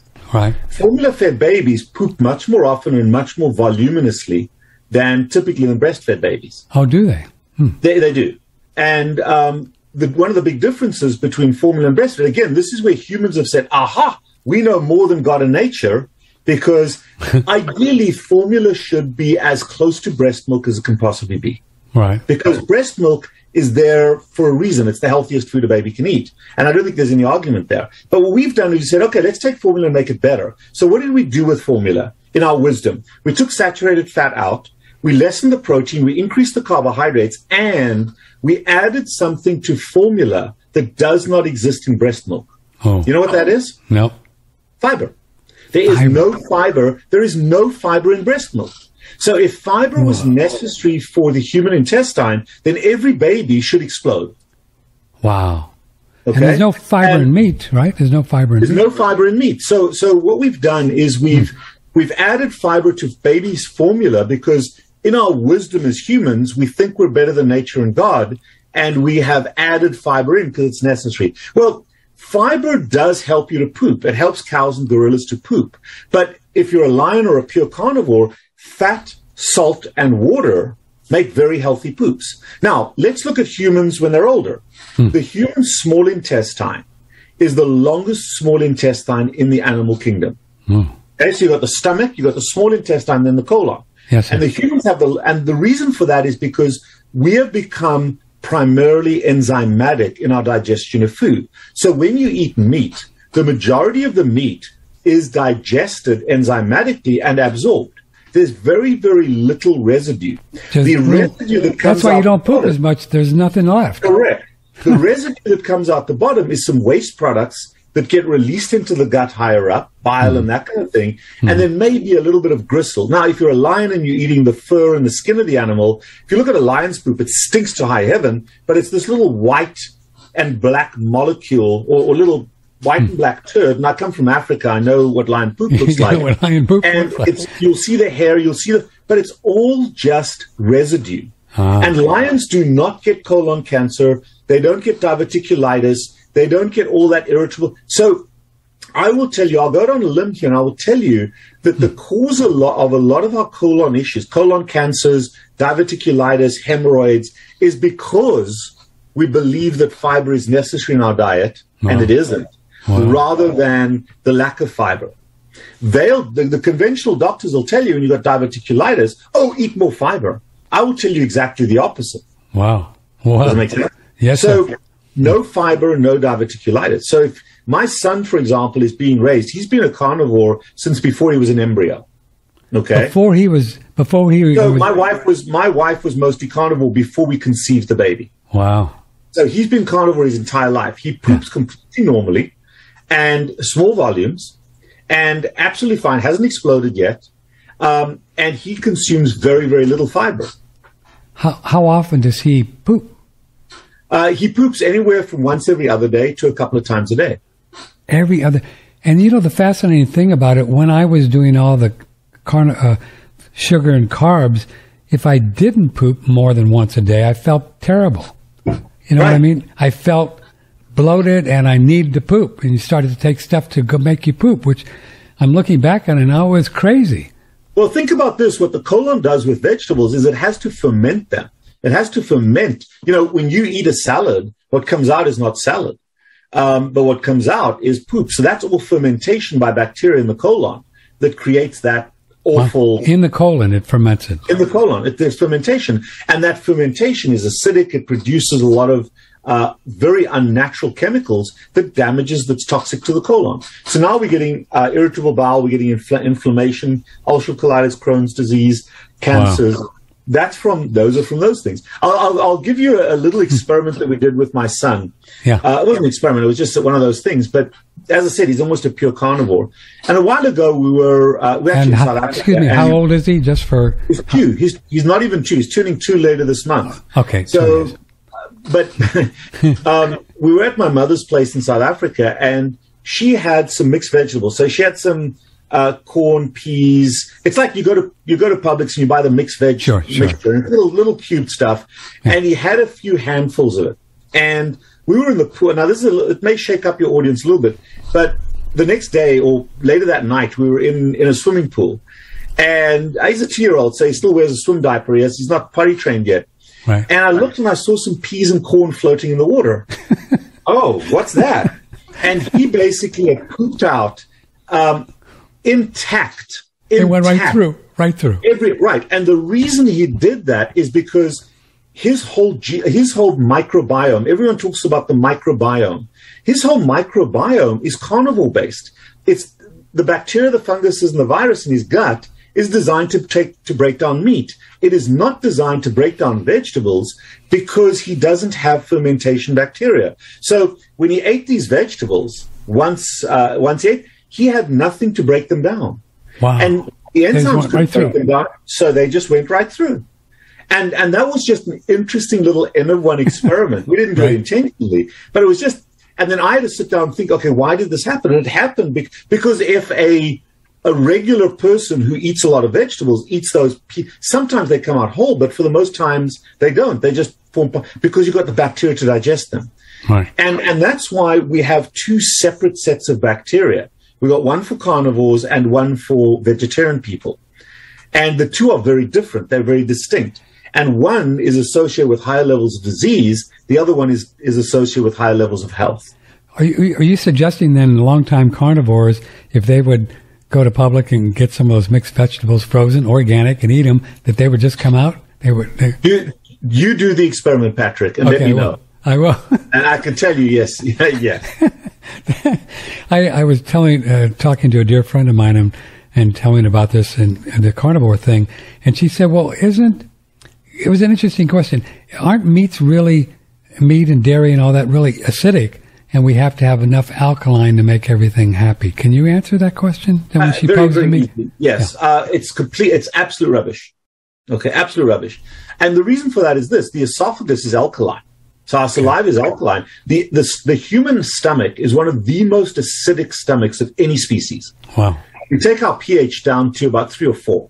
So we acidify the food, which kills a lot of the bacteria and things. Some gets through. Then as soon as the food enters the upper small intestine, we produce about 1.5 liters of bile per day, about half a gallon of bile a day, no matter what you're eating and drinking. And bile is super alkaline. So we alkalinize our food. So the stomach breaks the food down into this mush, slop. And then we infuse the bile to neutralize the stomach acid and to alkalinize the food. And then all of our digestion happens in an alkaline environment.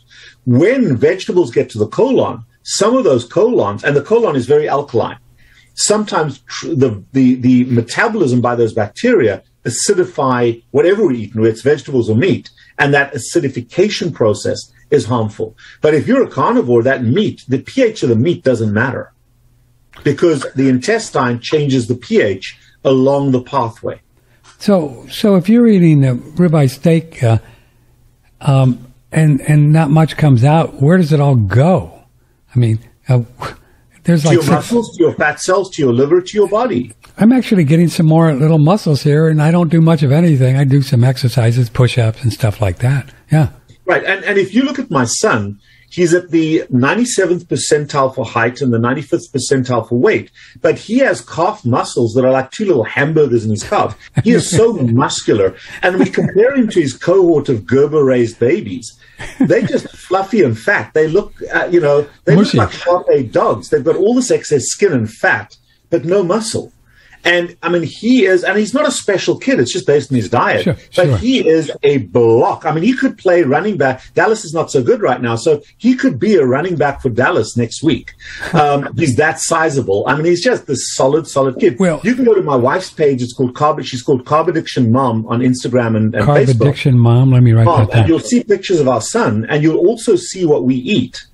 And, cool. And you'll see kind of some of the stuff there. But he is solid with muscle. So where does the ribeye steak go? Get buck naked in the mirror. That's where it went. That's where everything you see is made by ribeye steak. How does he chew it up? Do you do like some of the animals do it? You chew it and put it in his mouth? He's had a full set of teeth since 10 months of age because your teeth. Wait. He's got a full set of teeth at 2 years old? Yeah, no, he had them at 10 months. By 10 months, he had all 20 of his teeth. Whoa. Is that unusual? The first baby step. It's much earlier. Now, some kids will have a few teeth, but his cohort, when he had a full set of a full mouthful of teeth, a lot of his peers, same age, had maybe their front teeth or maybe their bottom teeth. Mm-hmm. But because if you're drinking milk and eating Gerber products all day long, you don't need teeth. But so he needed teeth because what did you give him early on besides breast milk? Did you start introducing meat? At 4 months of age, he ate his first piece of ribeye steak and basically eats everything I eat. So, I mean, when last did you see a 2-year-old eat oysters and mussels and, he'll eat everything. He eats liver. He doesn't like his liver so much. His mom always jests with it because I like liver. But he'll eat everything. He eats everything we eat. And how long did he breastfed? No, that was an issue. My wife was unable to breastfeed for very long, so he breastfed for 6 weeks, and it was a challenge. So we actually imported, because breast milk in America is basically baby milkshake. It is not good for babies. So we actually imported our milk from Europe, and on my wife's page you can see that. So, but by 4 months he was starting to eat meat. So if your wife was carnivore, in theory, a great diet, how come she couldn't breastfeed longer?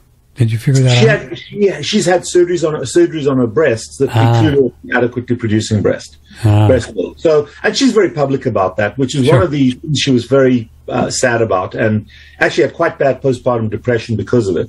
But we did the best we could to keep him healthy. So we still believe that breast milk is the best. If you can't for social reasons or for physical reasons, there are surrogates.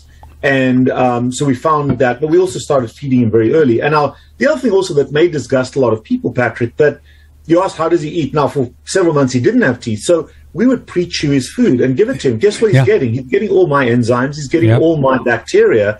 And everywhere in the world, that's what animals do. That's what animals do. My part of the world. I've seen videos. Yeah, they do it. Exactly. They do it. So, but that's disgusting. So, and instead, here, let's open up a can of Gerber and give him Gerber mush. And isn't it fascinating, this whole thing about the baby formula? And I was writing on my Facebook, it's better just don't eat that stuff. Do something else. Absolutely. Just buy goat's milk or even cow's milk, organic cow's milk. Yeah. Do you think there's a big deal between pasteurized butter, pasteurized goat's milk, pasteurized cow's milk, and raw? Do you think it's a... I think that, well, the reason we pasteurized food, or pasteurized milk and other foods, is because of the bacterial level. And in fact, Louis Pasteur worked with a disease called cowpox, which was a virus that occurred in the milk. Well, our days of that are long gone. As long as you buy a clean source of milk, raw is always best. I mean, I remember growing up in South Africa, my parents had some goats and some cows, and I'd be lying under the udder, literally milking it, that warm milk into my mouth. Not all the time, but that's all we had. It's even worse than that. So we've got the pasteurization. Is there a huge difference? Probably not. If you can access raw, it's ideal, but make sure you know where the source is. But pasteurized or raw is not as much an issue.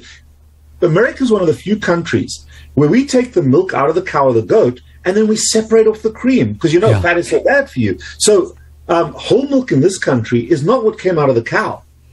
They've removed the fat. So, in fact, when I go back home to South Africa, we have something called full cream milk, which is the milk that came out of the cow. It's been pasteurized, but it's the exact much, much higher layer of cream. In this country, we have to buy heavy cream and add it in, and even the heavy cream's got stuff in it. So it is not ideal. So if you can get raw milk, the value is not just the fact that it wasn't pasteurized, but the value is also in the fact that it's been unseparated. It is what came out of the cow or the goat, and that's the value. Does it make sense? Yes, sir. Robert Sybes, thanks so much for your time, and I really overstayed our welcome here. We've gone almost 2 hours, but thank you.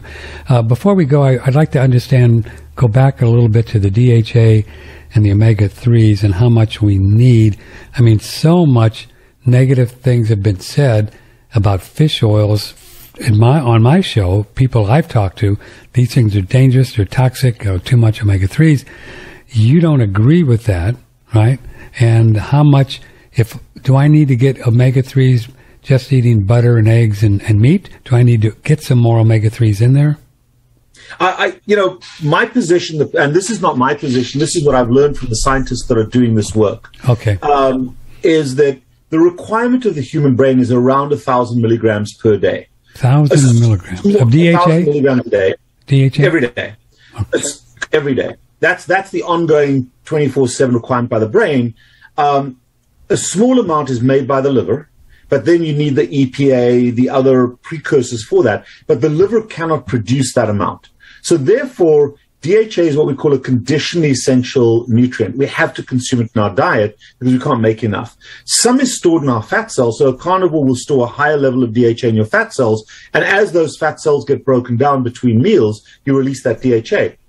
If you're insulin resistant, you're not releasing that fat cells, so you're at an even greater deficit because you can't access those stores.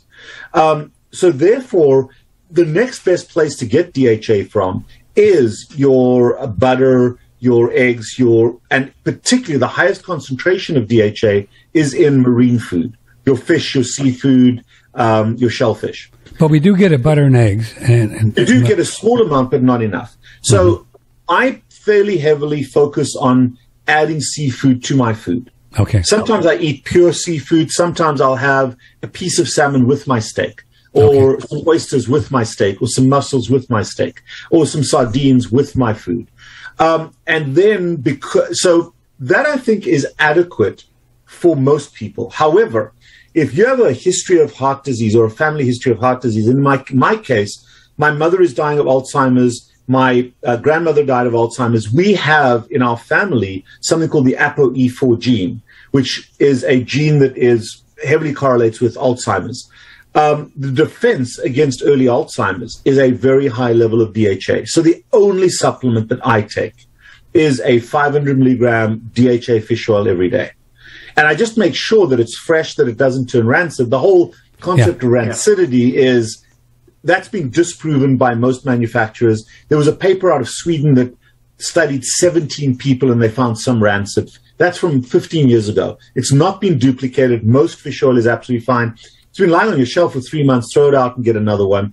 But we get the fresh stuff and we use it within a few days. If you want to do cod liver oil, that's fine too. But I believe that the benefit of the DHA in my personal situation is far greater than any concerns you have with it. Because you have that ApoE4 gene. I've got the ApoE4 gene. I've got one copy of it, and I don't want my brain to turn to Swiss cheese. Do you think these genes can change or will change? You don't think so? They are what they are. Now, over time, the newer genes are the 3s and the 2s, ApoE3 and ApoE2, which are the healthier genes. The ApoE4 is one of the oldest ones. But I can't change my genetics. And there's a 50% likelihood my son has the same. And what would be an easy way for our listeners and your host here to determine if they are currently insulin resistant? Can we do something at home to test that? Yeah. Let me just correct it. My son has a 1/4 chance of having it. Sorry, I said a half, 50%. No, it's 1/4%. But the only way to know is to get your blood work done. And most doctors will not check insulin levels or C-peptide levels because they don't understand it. So if they don't understand it, they don't see a need for it. And, most of the patients that access me online who are carnivores, who are already doing this, want the blood work, not only the blood work, but also the interpretation, because it's not that simple. I've got quite a few videos on my YouTube site, which is Carb Addiction Hub, that breaks down the blood work, but that's what we do in my office continuously. And I'll tell you, Patrick, the interesting thing, and I apologize this to people who try to contact me, if you call my office now and you want an appointment with me, and I work hard, I work 12 hours a day, 5 days a week, just seeing people, you're going to be getting a new appointment in late March, early April of next year. That's how busy we are. That's how much. Well, there's two parts to this. That's how much interest there is from the public in this. But also, more importantly, that's how few doctors out there are doing what you're doing. Yeah. And what are the things that you're really looking at with an insulin? Like if I did my own blood test, what are some of the markers I want to make sure that they take? Well, what you want to look at is insulin, C-peptide, hemoglobin A1C, a lipid profile, not to see what your cholesterol is going to be high because it's supposed to be high. Yeah. But you want to look at your triglycerides and your HDL. You want to look at your BUN, your creatinine, your protein turnover. So the way I look at it, Patrick, and this is important to understand, most doctors look at one number to throw a pill at. Yeah. I look at blood work to tell a story. One number does not tell a story. It's a team sport. So I look at the different numbers to tell the story, and that's kind of what distinguishes people like myself. Now, if you go to a website called SMHP, the Society for Metabolic Health Practitioners, smhp.org, okay, you will find a list of doctors throughout the country, throughout the world, that practice this way, and you can access them in their practice. My information is on there, but there are many physicians all over the country. Some are cardiologists, some are dietitians, some are functional medicine doctors, some are surgeons like myself, but we all practice the same way. And that's where we can access people that will do that testing.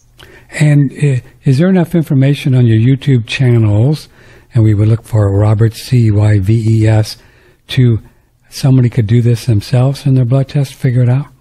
I would strongly recommend against that. And the reason for that is you can get the blood work done, but the interpretation is the issue. And it's an algorithm of figuring out where you are. I'll give you an example. A lot of people, carnivores, do not focus on insulin suppression. They blew it off. And only once we started looking at some of the other numbers and interpreting them comparatively, we were able to say, hey, this might be a little bit of a problem. Let's shift back a little bit. So, to my mind, and it's not because I do this for a living, believe me, I've got plenty of patients, self-interpretation may lead to incorrect conclusions. Right. But would we not feel, if everything's going great, wouldn't we feel if there was something amiss without even doing blood tests? No, and the reason for that is because feeling ill is insidious. What obese people do is they make their world smaller and smaller and smaller by doing less, but they're pretty comfortable in that small world. Diabetics don't feel awful because they didn't suddenly become diabetic. Yeah. What they are is natural for them. It's only once you've improved and then you have that meal that go, wow, now I realize how bad it was. But we don't realize how sick we actually are. The last person to know they're an alcoholic is the alcoholic. Yeah, sure. Exactly. And they accommodate for the headaches and the horrible feeling. because that's the world they live in. So unfortunately, no. Sometimes you feel awful and you want answers, but it takes for a long time to get those answers. So not always. Dr. Robert Kiltz, who was on last week, we liked him. He talked about some kind of a coating on the colon. Do you know what he was talking about there? He had a word for it. Glycocalyx. Or the glycocalyx, or it brings glycobiome or something. Glycobiome. Okay, so it's a layer of mucus that the intestine secretes to protect itself from bacteria and other things. Wow. And it also has mucus that creates a gliding, so that poop comes out easily. Yeah. Really?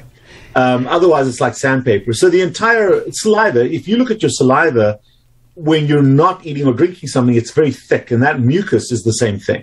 And so that's what we get with a more meat-based, animal-based diet.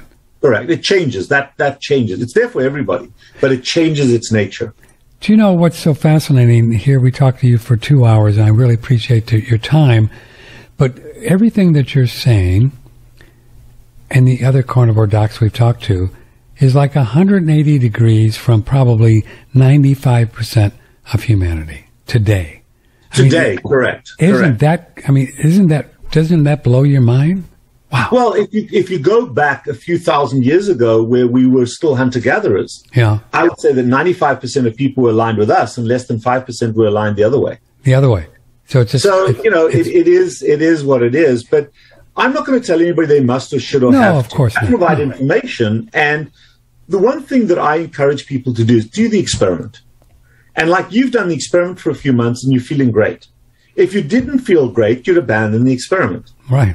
All right. But try it and see, the amazing thing for me is what most doctors do is that, okay, I've lost 100 pounds. I'm feeling better. I'm on no medications anymore. My blood pressure's better. My diabetes is gone. My cholesterol's high. So you're telling me it's a bad diet. Yeah.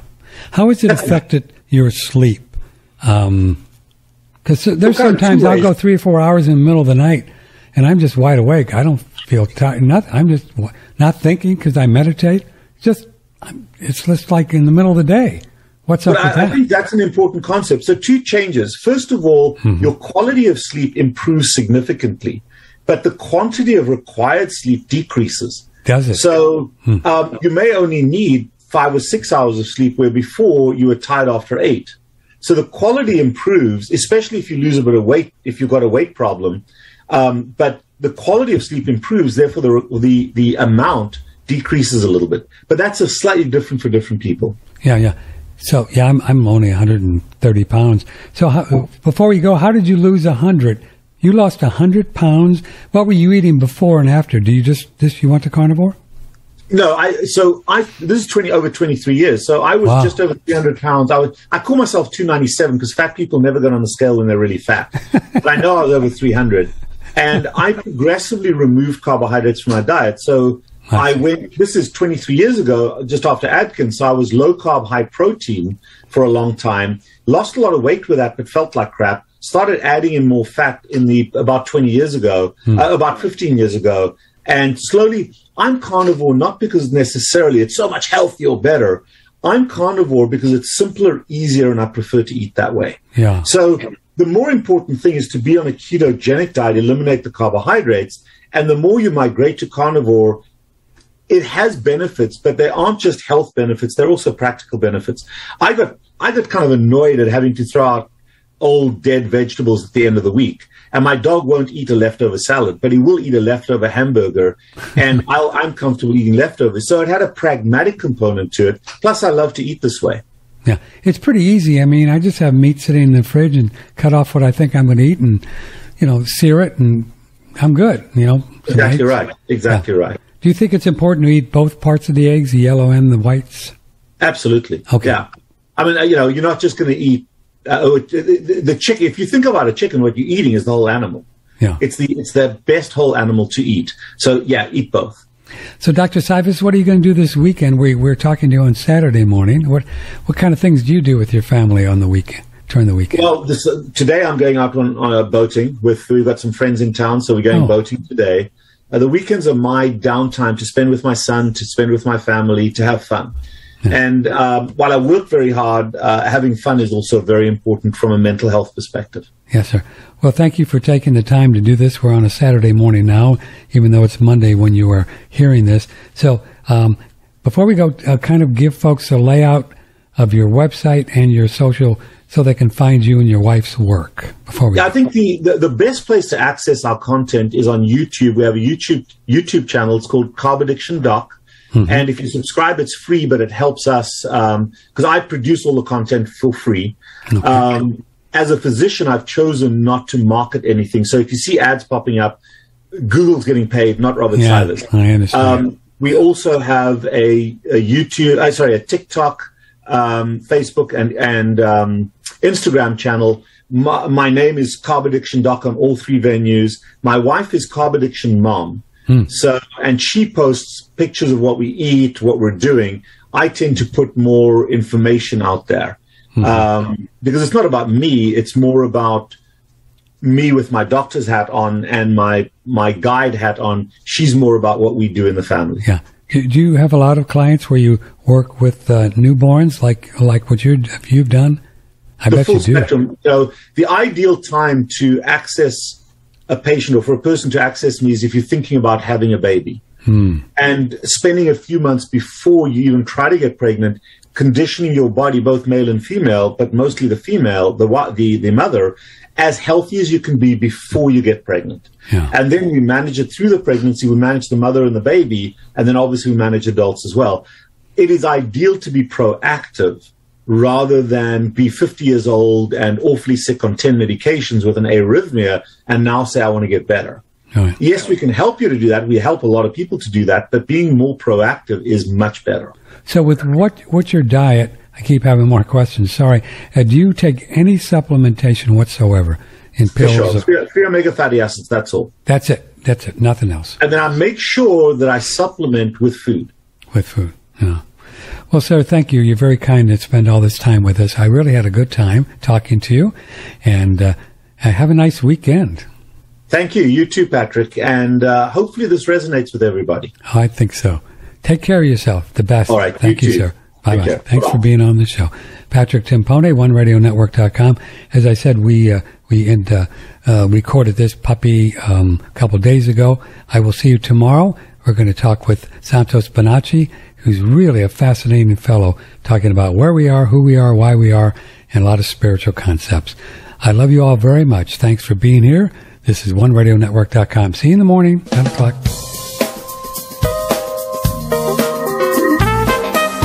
Broadcasting from the beautiful Hill Country in Texas, this is OneRadioNetwork.com.